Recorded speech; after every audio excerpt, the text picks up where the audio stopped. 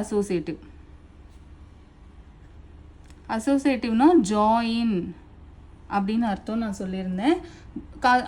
இப்போ 2 நம்பர் வச்சு பார்க்கும்போது நம்ம கம்யூட்டேட்டிவ் ப்ராப்பர்ட்டி பார்த்தோம். இப்போ 3 நம்பர் எடுத்துக்கும் போது அதுக்கு பேர் அசோசியேட்டிவ். 3 நம்பர் எடுத்துக்கலாம். இப்போ நம்ம 3 × 4 × 5 அதே தான் 3 × 4 × 5 காம்பினேஷன் ஜாயினிங் தான் மாற்ற போகிறோம். அட் அ டைமில் நம்மளால் 3 நம்பரை வந்து மல்டிபிள் பண்ண முடியாது.